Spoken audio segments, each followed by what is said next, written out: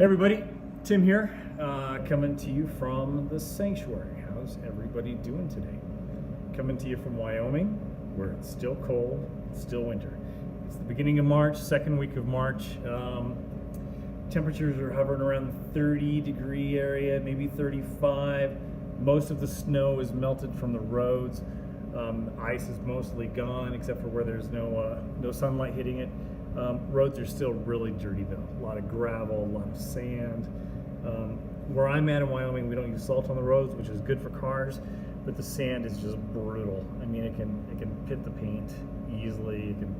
It's just bad. So anyway, two reasons I'm here today. First reason, an update on the SS1LE.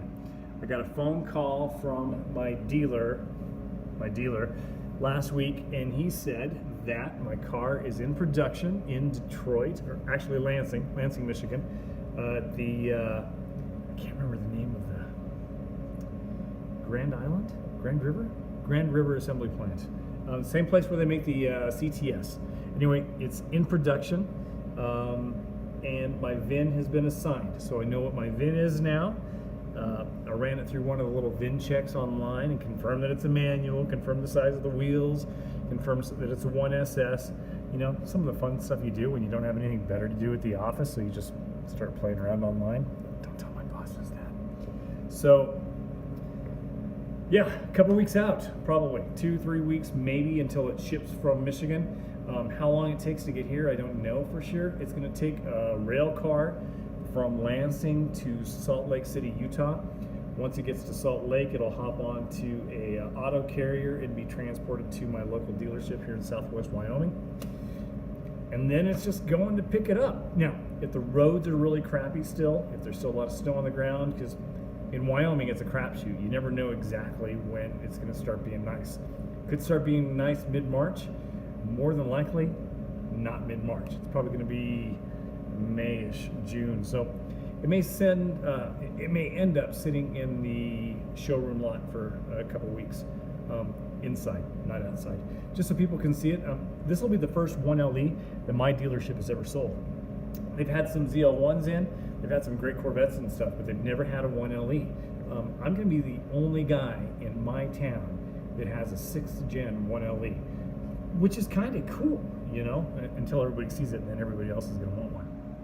So anyway, 2-3 weeks out probably till delivery, and if the weather's nice and I can talk my wife into letting me bring it home a little bit early, I'll have it here in the sanctuary, and we'll start doing car video shoots, because seeing my tools is not always that exciting. No matter what anyone tells you, seeing my tools is not exciting. So anyway, wow, that's not very good. I should probably try to keep this family oriented. Anyway, the other thing that I was going to talk to you about is the sanctuary. I figured we're killing some time. I've watched some videos out there of some really great garages. Some guys are just, they're meticulous. I'm not that meticulous. I'm kind of OCD, so it's clean most of the time. But I've always got 2 or 3 projects online just waiting to happen. So what I did is I took some video of the garage in a pretty clean state. I'm going to post some video. I'm going to post some befores and afters of when we moved into the house, kind of give you an idea of what I've done to the house. It's going to be an opportunity for me to kind of work on the editing stuff on the computer, and maybe try to throw some music in there, maybe some overlay, the vocal overlay stuff. I haven't done that yet. Don't know how to do it, so might as well do it this way. Anyway, thanks for joining me. I think I've had like 21 views, so that's like 20 more than I thought that I was going to have, including my own. So thanks. And if you have any questions or comments on the sanctuary, on what I plan for the car, just let me know. Post it down below. Let me know what your thoughts are. Tell me about your garage. Tell me about your man cave. Tell me about your sanctuary. Where do you go to get away from it all? To hang out, enjoy yourself, maybe even enjoy the family. I hear my dog scratching on the door, so I'm going to go let him in. Anyway, talk to you soon, and we'll see you next time.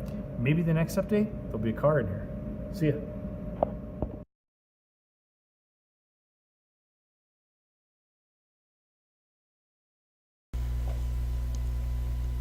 Oh hey everybody, and welcome back to the sanctuary. This is the place where magic happens, and sometimes injuries that require medical treatment. All right, so this is the sanctuary. This is what it looked like when my wife and I were house shopping. This is prior owner stuff filling the garage, but looking at it, I really saw a lot of potential.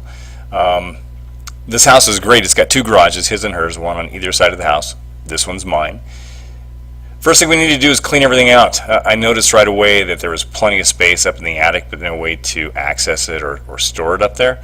So I took a bunch of different sheets of plywood that had been left here by the prior owners, some old shelving that they had put together in the house that was kind of just cheap plywood, and threw it up in the rafters, making a good space to store the stuff that you just need out of your way or you don't use very often. Christmas stuff and project stuff and camping stuff, all that kind of crap. And I wanted to do something with the floor, so I spent days sanding this and cleaning it with both chemicals and great big old Brillo pad spinner brush things, getting all the old stains out of there, all the old caulking out of the seals, and so I could throw down some acid stain, some concrete acid stain. This color is called sea grass. It ends up looking pretty cool once you get the sealant on it. I used a satin sealer, primarily because it's not as slippery as the gloss. It doesn't look quite as good, but it's a lot better surface to work on if the floor gets wet. You're not slipping and cracking a hip like some of us older folks may do. Once the floor was done, we decided to sheetrock the ceiling. I had pros come in to do that because I don't have the skills to do it without dropping sheetrock on my head or whatever it may be. I got rid of the fluorescent lighting. I ran new light fixtures throughout the ceiling. You can see them there, so I could eventually put up some industrial style LED lighting. The guys that did this did a great job. They had it done in no time. It's my first attempt at wiring. I'm not an expert by any means. And living in Wyoming in the summertime when you're working on stuff, if you've got the doors open, all the creepy crawlers from outside decide they want to come in and join you. Alright, so that's the industrial style lighting. I think I found that on Amazon. I put 8 of these up there, all of them with 200 watt LED bulbs. Lighting is really clear and crisp and definitely more efficient. And you don't get the hum that you do sometimes with fluorescent. And of course, you have to be able to access your attic if you're going to store stuff up there. So I put in the door. I ended up framing this out and putting a nice little door in there. Another kind of finished shot of the ceiling. You can see on the back wall the electrical. The upper level of outlets I did with a separate switch, so I could turn on lights and LEDs and fluorescent lights and that kind of stuff. Except for the lights or the switch in the very corner, that's for the TV and the direct TV and stuff, so that's a constant hot. And I just ran a bunch of extra outlets because there were only 2 or 3 when I first moved in. And what's the point of doing all this if you're not going to insulate it? You can see there that the outlets are still popping through there. I put some plywood on the bottom. I'll show you what I did on the lower level of the wall. And I ended up using T111 siding instead of sheetrock for the main walls, just because you can hang stuff on it. It's a little bit more durable than sheetrock. It doesn't gouge, it doesn't chip. Paint adheres to it pretty well, and of course you can hang stuff on it really well. Screws hold in pretty well, and you can see the gas line. That's where my heater is going to eventually go. Kitchen cabinets I bought from Home Depot. I think I spent $1,500 on cabinets. They're the cheapest versions you can get at Home Depot. Get the corner one up there first, and everything goes from there. And I knew where I wanted my pegboard, so I put the upper cabinets in there, making space for those. The pantry cabinets on the end. My main reason for putting in kitchen cabinetry instead of just regular shelves is I do a lot of woodwork, so there's sawdust all the time, and I'd rather keep all my stuff relatively clean. It's a lot easier to keep it from getting dusty and stuff when you put it in the cabinets. And then the lowers, the other pantry cabinet over on the other side of the window. Spacing them all out so you kind of have an idea of where you're going to put stuff.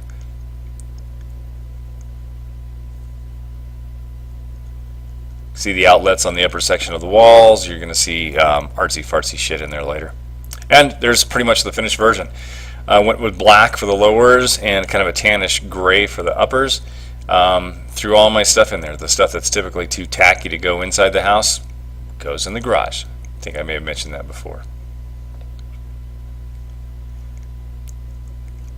All right, so going a little bit closer to some of the stuff on the walls, that's a grill from a 65 Chevy pickup truck. I've got one. I ended up replacing the original grill with some chrome. Threw some old cool lights in there. Any license plates you see on the wall is a place that I've been. Kind of a collection thing I've got going. Steering wheel from a 65 Chevy pickup truck. I ended up replacing it with teak wood. Grill from I think it's an old Packard. The headlights on that are actually insulators with some LED lighting behind them. Old traffic signal up there in the corner. And my OCD pegboard. Place for everything and everything in its place. Plus, if I didn't have it up there, I would forget that I owned it, and I would go to Home Depot and I'd buy another one, and then another one, and another one, and I'd end up having 14 hammers, 37 flathead screwdrivers, 12 needle nose pliers,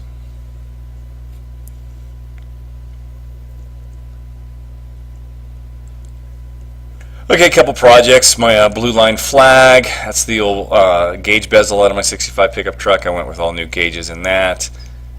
Old sewing machine that belonged to my mom. You know, all the stuff that, you know, you store and put in boxes and you want to put up on a wall eventually. That fan was from a 68 Corvette that I had. Alright, just another overall. Eventually I'm going to build a kind of a rolling workstation for that miter saw and the table saw so I can move them together, and saw some cool ideas on Pinterest for that. Chin-up bar that I don't use nearly as often as I probably should. That's one of my last projects. It was kind of fun. It's a exhaust system from a 2010 SS Camaro. I'd replaced it with a MagnaFlow exhaust system and had that thing laying around. So I figured, hey, let's make a ceiling light. And American Pickers, one of the frequent shows that's on in the garage when I'm out there working on stuff. Another stuff that I just picked up over the course of the last few decades, you know, old street signs, highway signs, some work memorabilia stuff there on the wall, more license plates. You know, I've got several different countries I've been to, so I've got license plates from all of those. More project stuff in the making. Old fire hydrant that'll eventually be a steampunk lamp. Again, Pinterest was both a blessing and a curse. I've got about 47 projects waiting at any given time. And then back to the exhaust system, a little bit longer shot. I just basically drilled out all the guts, drilled a bunch of holes in there, kind of following the contours, and lit it up with LED. It has absolutely no practical value. Hey everybody, how you doing? Tim, I'm back. This is just kind of a wrap up of the video that you just watched, talking about the man cave, the sanctuary, and how it kind of came to be. When I shot that video and when I did some of the photos and stuff, I didn't have any projects, and I kind of told you, you know, I do a lot of projects. You can see behind me a whole bunch of old kitchen cabinets. A friend of mine is remodeling their kitchen, and they need to get rid of some stuff. So we are going to repurpose all of these old, like 1940s style kitchen cabinets. And we're going to put them into my wife's garage, which is on the other side of the house. It's a little bit smaller than this one, but she kind of wants the she shed thing done to it, so that's what I'm going to work on. Anyway, Wyoming, you know, we talked a little bit about it, and I told you that it was mid-March, and it's still mid-March, like 2 days later than the last video that I shot. But we're supposed to be getting a big snowstorm. So 3 to 7 inches is what they're claiming. Sometimes it's more, sometimes it's less, sometimes it skips us completely. You never know for sure. But at least probably for the next few days, I'm going to have some time to hang out in the garage and work on kitchen cabinets. Anyway, if you have anything you want to say, if you have questions about different crap that you see around the sanctuary, let me know, post it, and maybe I'll do another video later on down the road kind of talking specifically about some of the stuff that I've done out here. So, I mean, almost everything out here is kind of the stuff that's too tacky to go inside the house, and the wife will look at it and say, that's not coming in here. So it goes in the garage. And it's crap that I've collected over, I don't know, a couple decades. decades, maybe more than a couple decades, not to give away my age or anything, but yeah, it's just stuff that's been kind of fun and stuff that I've worked on. You may have seen, like back in the corner, there's a TV that's going to go into my wife's she shed. We're going to hollow it out and do some cool stuff inside. We're not exactly sure what yet. You see an old piano. That piano belonged to my mom, and it actually belonged to my mom's music teacher when she was in high school a long time ago.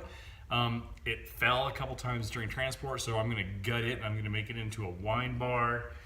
You know, all kinds of fun stuff to kind of work on when, you know, you're bored and don't feel like being in the house or doing the stuff that you're really responsible and you need to be doing. You know, fun stuff's always more good. More good. I did go to school. I did.